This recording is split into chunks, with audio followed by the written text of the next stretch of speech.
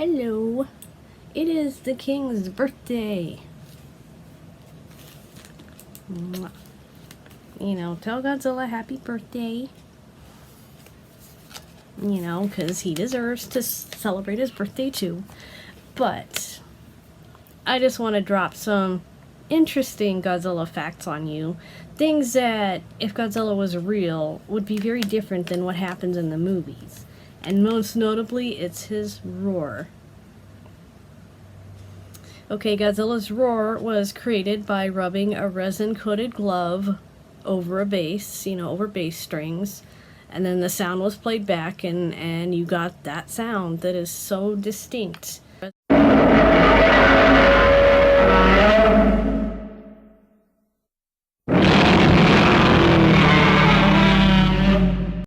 it has undergone a few permutations throughout Godzilla's career as a city-stomping monster. But I know a little something else about his roar that might surprise you. His roar is 174 decibels, and that's about how loud jet engines are. So when I would describe his roar as that loud, I was actually correct. But here's something else. This is why you should be glad Godzilla is fictional, okay? Because, you've seen movies where he's been really close to humans and he's let out his roar.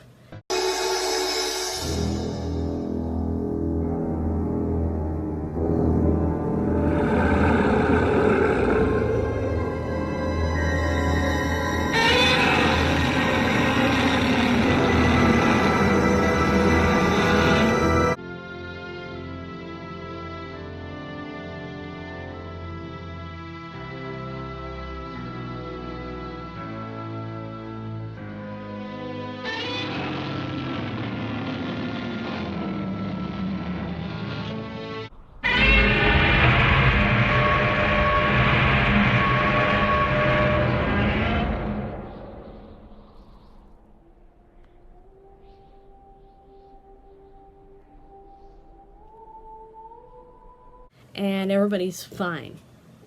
In the real world, you would not be fine if Godzilla were to roar that close to you.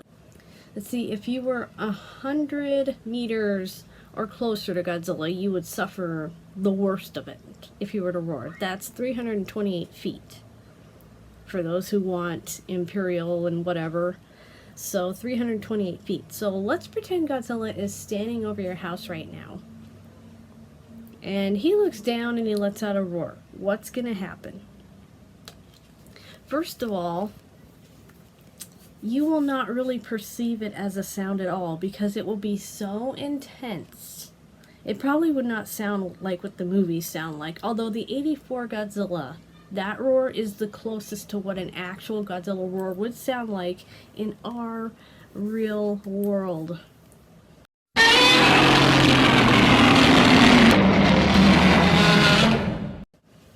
So, you would not perceive it as a sound. It would just be such an intense vibration that you can't even comprehend it as a sound. Okay, it would just be a vibration throughout your entire body. And then your eardrums would rupture. So you would stop being able to hear properly entirely. But your skeleton would be vibrating. And the sound waves, which just ruptured your eardrums, are now going to take the air in your lungs and vibrate it so much that your lungs rupture. So now you can't breathe. You're probably spitting up blood and frothing at the mouth, and you're dying now. Okay, isn't that glorious? You're dying. You're on the floor choking. You're on the floor. And then your whole body might just vibrate apart. You might just be pulverized and turned into what watermelons become at a Gallagher comedy show. Him and his sledgehammer smashing watermelons. You will probably look like that by the end of it. But that's not the end of it. Okay, because as Godzilla is roaring, as you've been pulverized, now everything glass around you is going to be breaking if it hasn't already. Everything glass around you will be shattering and breaking and bursting and exploding.